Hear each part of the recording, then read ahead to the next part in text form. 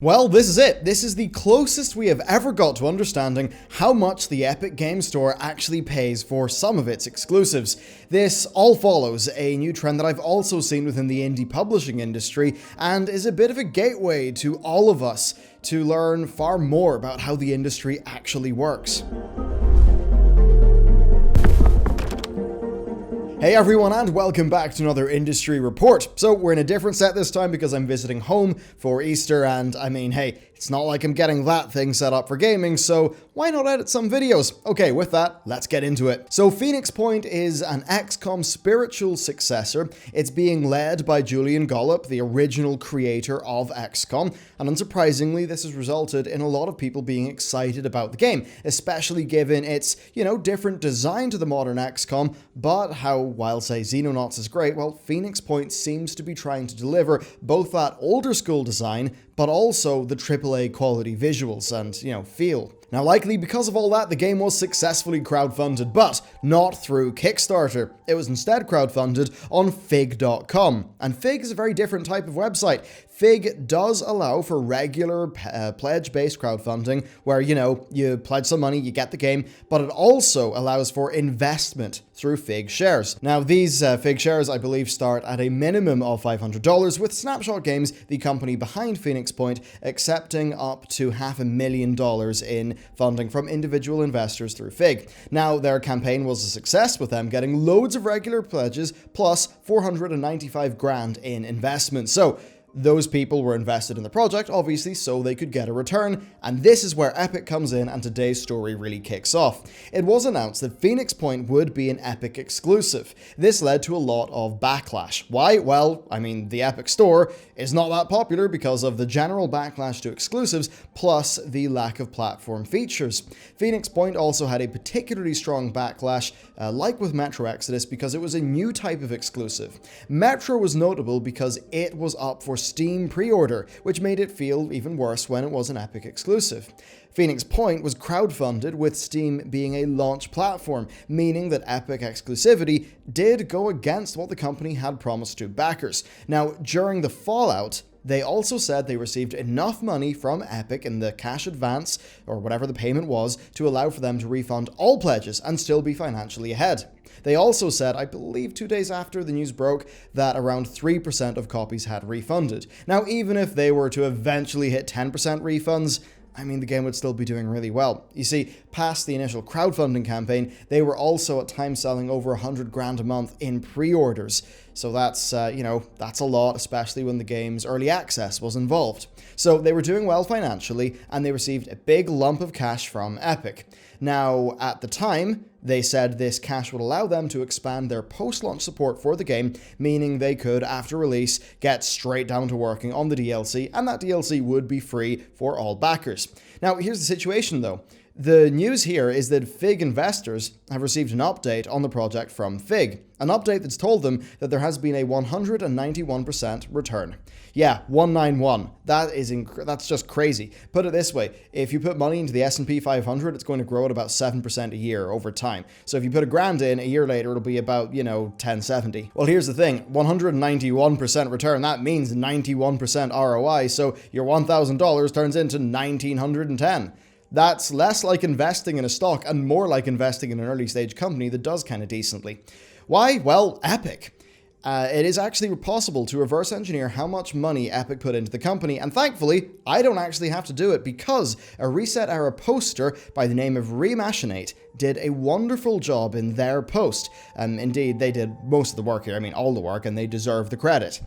So first, Fig. Now, on Fig, you actually invest in Fig, not the games company, and Fig enter an agreement with the games company that you invest in. Fig then pays dividends to investors based on their share of the revenue, being, a certain revenue share between Fig and the investor, 85% in the case of Phoenix Point. Now, Phoenix Point also struck a deal with Microsoft for Game Pass, but Remachinate points out that Microsoft don't pay in advance, so that revenue is not covered here.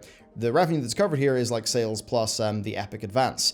Now, based on Fig's own numbers, the sales break-even point is 48,000-ish units at $34.99, and that's based on there being a 30% Steam cut. So that means that after the 48,000 units, with the 30% cut, Fig investors would start to have, a positive position. Now, how do we actually work all this out? What does that actually mean? Well, Remachinate has you covered. So that 191% return is actually 85% of what Fig actually collected, meaning that based on the 500 grand of investment, Fig collected just over 1.1 million. Now, for Fig backers, this is incredible news. They're already up 91% on their initial investment, and that's before the game has even been available for upfront sale on the store. That number will only continue to increase as this game sells on Epic, and based on those refund rates, I think we're pretty safe to say that will sell decently. And right now, we don't know whether this was a cash advance or a direct payment. Now, here's the thing. I don't believe I'm breaking anyone's confidence when I share this with you, but these advances are actually becoming more of a thing within indie publishing. I'm seeing some publishers talking about, fully funding a project plus some of its post-release life, but them taking 100% of the revenue until they break even on their investment, at which point the revenue, split kicks in. And, it's an extremely attractive thing. It's very interesting because for games that have a median amount of success, well, for them, it can be a struggle otherwise. A publisher offering a company to develop their game at a profit and then to have some runway afterwards, that's actually a fantastic thing. Now, to be clear, this is me talking about publishers. This is not me talking about exclusivity deals and them being great. I'm not saying that. I'm, I guess, purely communicating with you how a cash advance model can be a massive incentive for a company. Let's just say in the older model of a 30-70 split until the publishers recouped their spend, that then would swap over to be favorable to the dev after the spend is recouped, well, that can leave a lot of devs in the lurch if the game did not sell super well off the bat. But even if it did, well, you normally get store payments 45 days after the end of the month, sometimes more. So, if your bank account is at zero and you've got staff to pay and the money's only going to come in 2 months, well, that's a bit of a problem.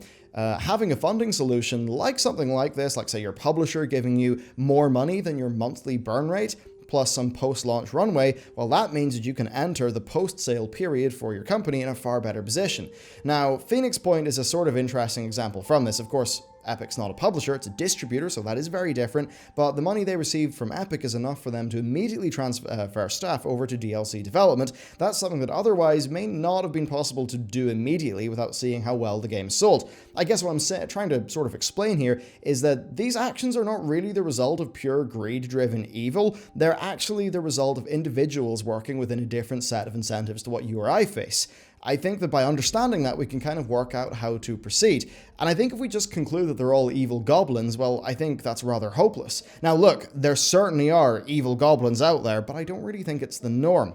I think, as always, it's about empathizing with the other person's situation and working out the incentive structures that those individuals work within. I mean, hell, even think about my own titles and thumbnails on both of my channels. Now, of course, this has happened in a strange manner this time. Usually DLC happens because a customer demand has shown that it's worth, making the DLC, and that demand is shown through purchasing the game. Well, with this, people who play the game are just going to get more content, and all the backers are going to get the first year of DLC for free, but that's not the usual DLC response, that is to sales. I mean, that has been bypassed by Epic's very, very large sack of cash. So yes, getting that DLC is great, but it's not happened because customers supported the game on launch. Instead, it has happened because, well, Epic bought the exclusive, something which is clearly, in my view, not great for customers. It's not great for, choice between stores. I think once more it's an example of exclusivity breaking the natural order of things.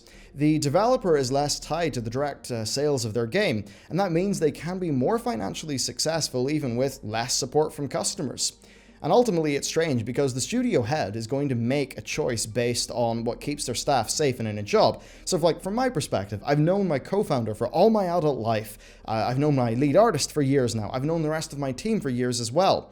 So I can't think of anything that would be more personally painful to me than having to, put those people out of work. And I think that's a feeling that's going to be shared by, many studio heads and founders at all the different levels of the industry. I mean, just look at the state Mike O'Brien was in when he announced the Guild Wars 2 layoffs. Apparently he was basically rambling around talking to himself in a fit of, sort of tear-filled fit of sadness. And I suppose that means that while I do not like exclusives, and personally I would bend over backwards to avoid having to go anywhere near exclusives, I also can't really blame an individual, a someone, for securing the future of their workers. And I guess here's the thing here. We're in this strange era where both we see these massive backlashes to, say, the Blizzard layoffs, but then equally massive backlashes to things like the exclusivity situation.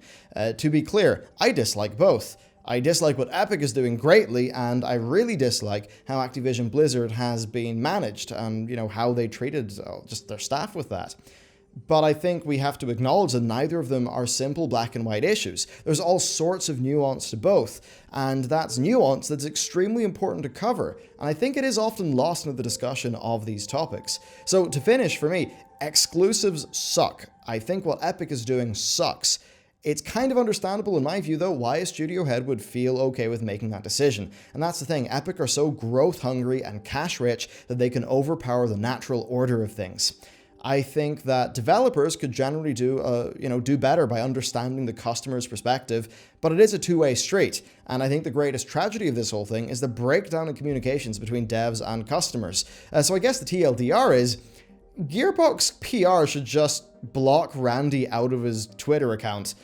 And maybe we'd all be golden if that would happen. But I mean, yeah, not joking, I think these are like extremely important topics to talk about, and I think it's great that things like business practices and exclusivity, they are being talked about and criticized. And I also think it's great that, working conditions are being talked about and criticized with, say, the Activision stuff or the BioWare stuff. I think, though, it's important to bring those things together and try to come to a more nuanced point after the initial news breaks and after the initial shock of it all happens, and to understand the mechanics of why these things happen. Because as I said, it's not really an evil, greedy goblin thing with, say, Snapshot Games. A lot of it is just going to come down to people making decisions when those people are existing in an incentive system that is different to the one that you or I face as consumers of video games, and how things get truly strange when that incentive system is breaking the traditional one between developer and customer, where it's all about how many of their games do we buy, and just how it gets strange when somebody else can,